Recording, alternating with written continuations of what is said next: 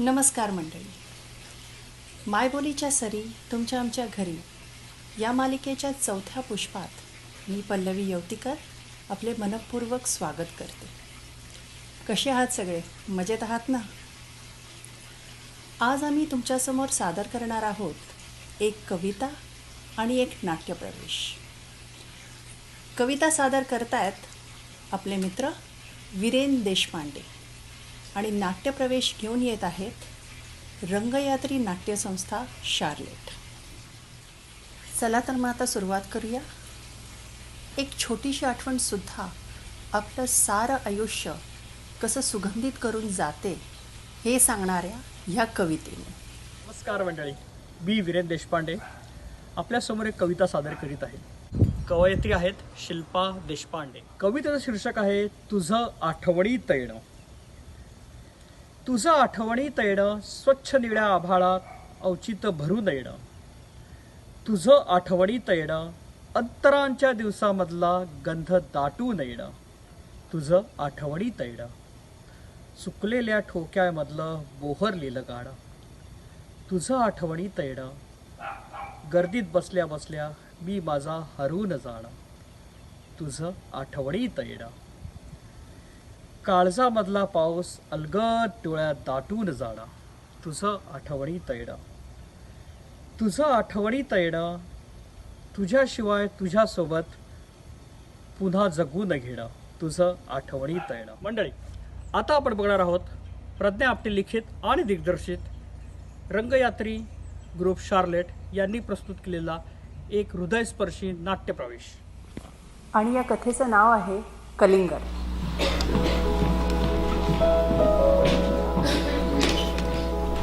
गार्गी आणि अविनाश एक सुखवस्तू जोडपं. गार्गी आर्टिस्ट आहे तर अविनाश MBA फायनान्स. दोघांचा संसार सुखानं चाललाय. आजच त्यांच्या लग्नाचा वाढदिवस होता. त्यानिमित्तानं घरात एक छोटा गेट टुगेदर झालं होतं. सेलिब्रेशनसाठी काही खास जवळची मित्रमंडळी आली होती. नुकतीच सगळी मंडळी गेल्यावर आवरावर आटून खुश करून दोघंही परत आपल्या रुटीनला लागले.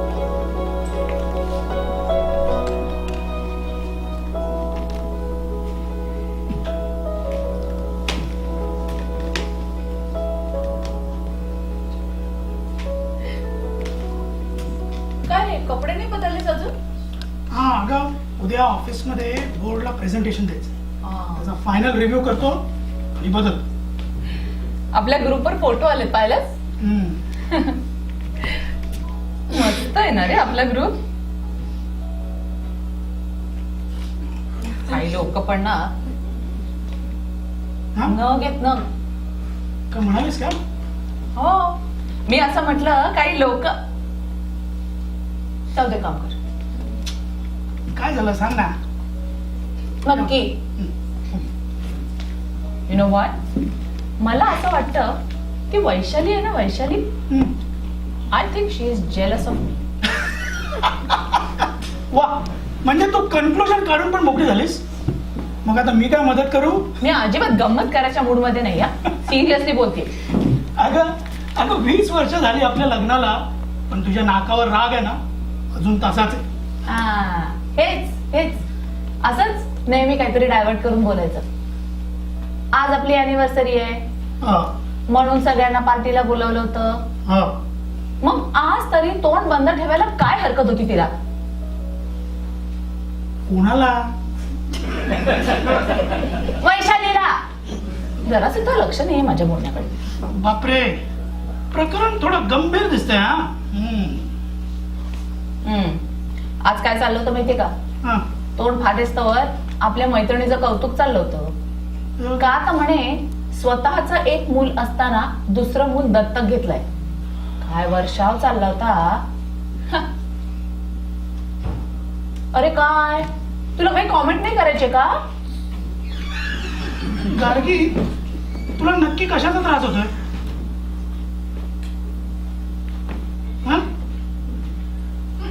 अगं गेले 5 वर्ष मी बघतोय दरवर्षी आपल्या लग्नाच्या वाढदिवसाला तू मूल ह्या विषयावर डिस्टर्ब होतेस. कोणी काही म्हटलं की तू त्याचा अर्थ चुकीचा काढतेस. मला सांग, कशावरून ती तिच्या मैत्रिणीचं मनापासून कौतुक करत नसेल? हा, हा मग ठीक आहे ना, हा मग. पण ह्या सगळा विषय आजच बोलायची काही गरज होती का? हा वा, म्हणजे आजच्या पंचांगात हे बोलण्याचा योग नव्हता म्हणायचा. तसा योग नसताना बोलली म्हणून रागवलीस की काय? काय पण.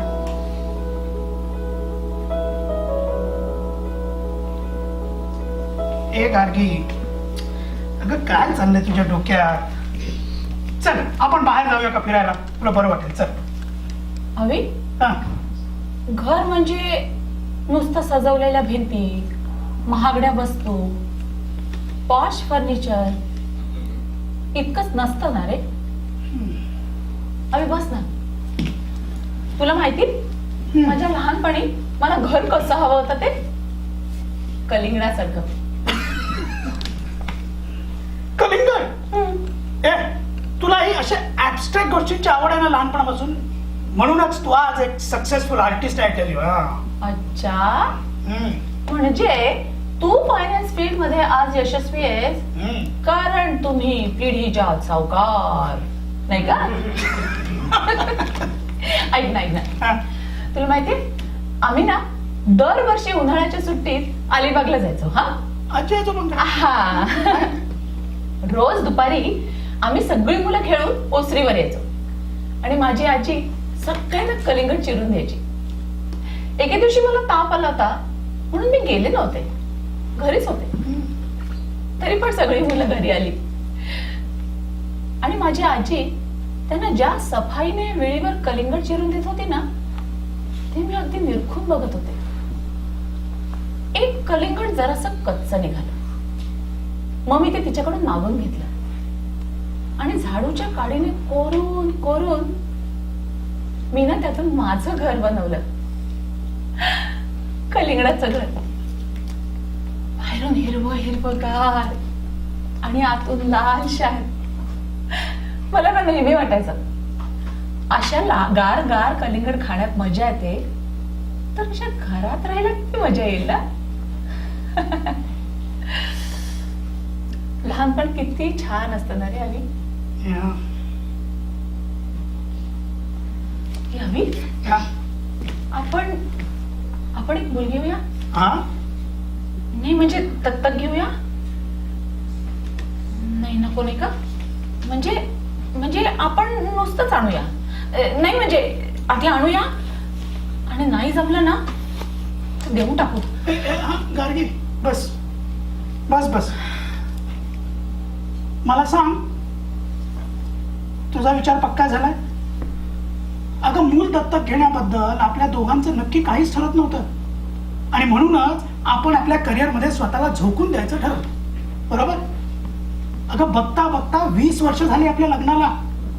मी माझ्या नोकरीत आणि तू तुझ्या त्या स्टुडिओमध्ये मस्त सेटल्ड आहोत. आता काय, तू या गोष्टीकडे एक नवीन व्हेंचर म्हणून तर पाहत नाहीस ना? काय व्हेंचर? या मूल म्हणजे काय व्हेंचर असतं का? काही काय बोलतोयस? नसतं ना, पण नाही जमलं तर देऊन टाकू, हे कुठून आलं डोक्यात? भीती वाटते रे मला. म्हणजे म्हणजे आपण दोघे असे सडेपटे आणि नाही म्हटलं तरी मूल म्हटलं की जबाबदारी येते ना. नाही जमलं आपल्याला तर नकोच, नकोच त्यापेक्षा.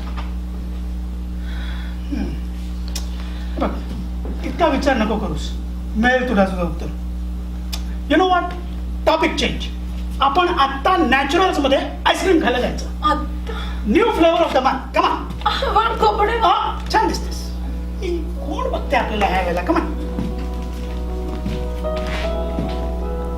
काही महिन्यातच अशी एक संधी यांच्या आयुष्यात चालून आली. त्यांच्या एका ओळखीच्या ऍक्टिव्हिस्ट मैत्रिणीने एका लहान मुलीची ह्युमन ट्रॅफिकिंग मधून सुटका केली होती. जाई, वय वर्ष 9. आई वडील अपघातात गेलेले. त्यामुळे जाई आपल्या एका लांबच्या मावशीकडे येऊन राहत होती. आधीच घरी 10 खाणारी तोंड. त्यामुळे जाईची मावशी जाईला एका ओळखीच्या बाईकडे वरकामाला पाठवली. तिथंच ती या ह्युमन ट्रॅफिकिंग करणाऱ्या माणसाच्या जाळ्यात सापडली. जाईची मुंबईहून बाहेर रवानगी व्हायच्या आत ढगेबाईंना जाईचा पत्ता लागला. ढगेबाई गार्गीच्या परिचय. ह्युमन ट्रॅफिकिंग थांबवण्याच्या त्यांच्या कामामध्ये गार्गीनं त्यांना वेळोवेळी आर्थिक मदतही केली होती. जाईला थोडासा आधार मिळावा म्हणून काही दिवस तिचा सांभाळ करायची विनंती त्यांनी या दोघांना केली.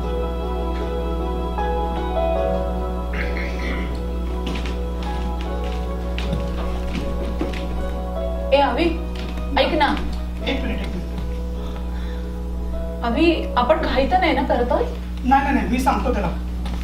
ए विकी, अरे आम्ही 10 मिनिटात रेडी होऊन येतोय. गाडी तयार ठेव. हा हा, आणि कुठे जाऊ नको, नाही तर आयत्या वेळेस जायचा कुठेतरी. अगं चल, तयार आहेस ना? जायचं ना जायला आणायला? हा चल चल चल, मग ट्रॅफिक होतो. चल. मी काय म्हणते, हा, तू पुढे होतोस का? नाही म्हणजे मी स्टुडिओ मधली माझी कामं सगळी संपवते आणि मग येऊन ना आपलं जरा घर आवरते मी. गार्गी, आपलं घर नेहमीच आवरलेलं असतं आणि तू स्टुडिओ मधली कामं बाकी ठेवलीस. आज खरंच कसलं टेन्शन आलंय तुला? चल जाऊ. हा चल.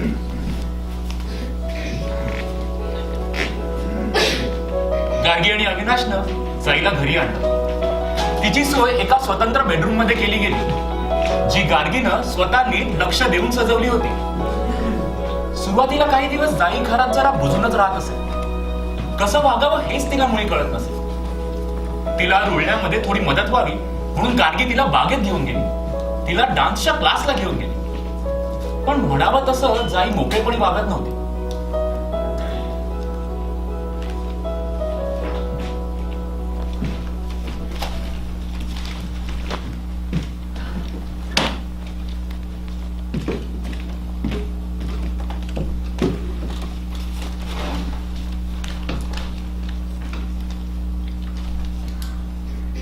ए अभि, हम्म. जाई बोलते का रे तुझ्याशी? हो, तसं बोलते का? पण अजून बुजते जराशी. का कळत नाही? अरे मला काय वाटतं माहितीये, ती नाही होते माझ्याशी का नाही. म्हणजे काय झालं, त्या दिवशी की नाही मी तिला डान्स क्लासला घेऊन जात होते. हा, तर मी बरोबरच्या मुलींशी कसं वाग हे तिला सांगत होते. म्हणजे केतकीला तिचं बॅकग्राऊंड माहितीये रे, आणि टीचर म्हणून ती पण घेते सांभाळून. पण बरोबरच्या मुलींना माहिती नाहीये ना, त्यामुळे गार्गी एक मिनिट. मला कळतंय की तुला जाईने पटकन सेटल व्हावं असं वाटतं. हो. अगं पण तिला जरा वेळ दे. बिचारी एका वेळी किती वेगवेगळ्या गोष्टी प्रोसेस करते. त्यात आणखीन हे वागण्या बोलण्याचं ओझं तिच्या डोक्यावर नको घालूस प्लीज. ओझ नाही तर काय? अरे मी संस्कार करायला बघते तिच्यावर. मला काय वाटतं माहितीये, तीच माझ्यापासून अंतर राखून वागते.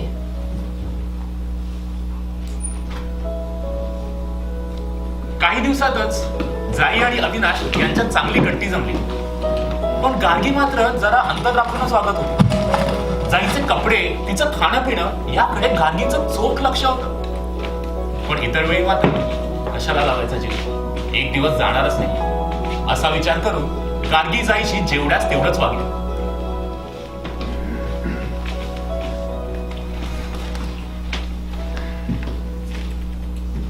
जाई तयार नाही झाली का अजून? बोलाव ना तिला. बरोबर. चहा वा, थँक्यू. जाई, ए जाई, अगं ब्रेकफास्ट रेडी आहे. First class. हा बस. हे घे दूध. ताई, ही चित्र कोणाची? माझी. तुला चित्र काढायला आवडतात? गार्गी शिकवून तुला मस्त पैकी. हा, ठगी मावशी सांगत होत्या की तुमच्याकडे मोठा स्टुडिओ आहे. तुम्ही सिनेमात काम करता? नाही ग, मी ना आर्टिस्ट आहे. मी इंटेरियर डिझाईनचं काम करते. म्हणजे लोक जेव्हा नवीन घर घेतात की नाही, त्यावेळेला घरात सामान कुठलं घ्यायचं, घर कसं लावायचं, असं सगळं सांगते मी त्यांना. हा, म्हणून तुमचं घर इतकं छान आहे. ताई, तुम्ही मला शिकवाल तुमच्यासारखे चित्र काढायला? पण माझ्याकडे पैसे नाही आहेत. मी तुम्हाला घरकामात मदत करू? तेच करायची मी आधी. तिथंच भेटले ते मला काका. त्यांनी म्हणलं की ते मला शाळेत घालणार, पण त्यांनी मला शाळेत घातलंच नाही. मग तिथे मला ढगे मावशी भेटल्या. त्यांनी मला त्यांच्याकडून पोलिसात नेलं. माझी मावशी मला परत घरात घेत नव्हती, म्हणून मी इथं आले. ताई, तुम्ही जे काम सांगाल ते मी करेन. मी इथं राहू? मी आले हा मी. अगं अगं जाई, अगं हे कार्टून बघितलंस का चिंटूचं? काय मस्त आहे बघ. अविनाशने विषय शिताफीने बदलला खरा, पण तो कितपत यशस्वी झाला कोण जाणे. जाई गार्गीकडे पाहतच राहिली. गार्गीला देखील आपल्या मनामध्ये काय खळबळ चालू आहे याचं कोडं उलगडत नव्हतं. एके दिवशी जाई आणि अविनाश सिनेमा पाहून घरी परतत होते. गार्गी घरी एकटीच होती, कॉफी पीत पुस्तक वाचत. घरी आल्यावर जाई आणि अविनाश यांच्या सिनेमाबद्दलच्या गप्पा चालूच होत्या. गार्गीचं लक्ष त्यांच्या गप्पांकडे होतं, पण डोकं मात्र पुस्तकातच.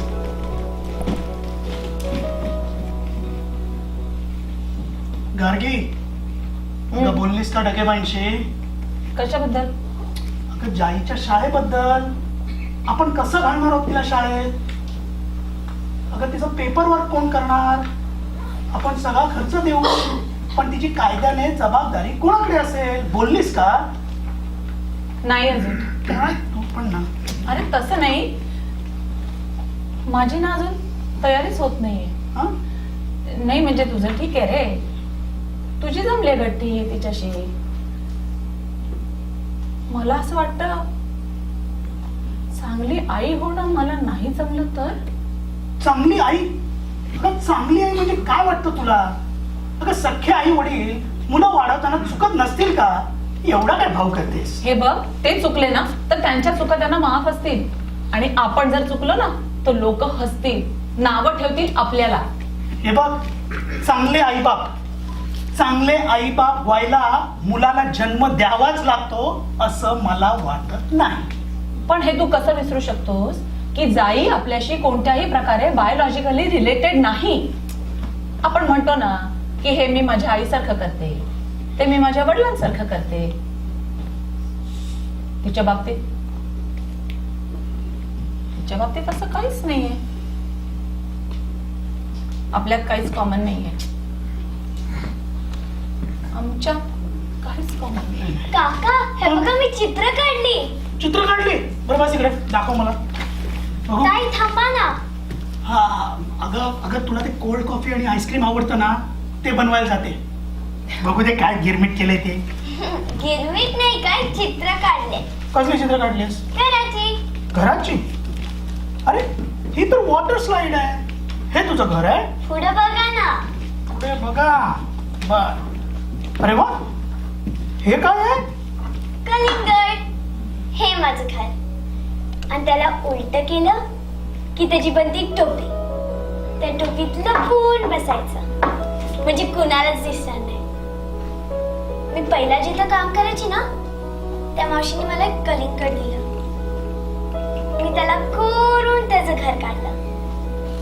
बाहेरून हिरवगार आणि आतून लाल शाल. कलिंगडाच्या भिंती गार, कलिंगडाच्या खिडक्या गार, कलिंगडाचे दरवाजे गार. किती मज्जा आहे ना कलिंगडाच्या घरात राहायला. हो बेटा. गाडगीच्या डोळ्यातून हलकेच अश्रू उडू लागले. तिला तिच्या घराचं पूर्ण चित्र दिसत होतं का?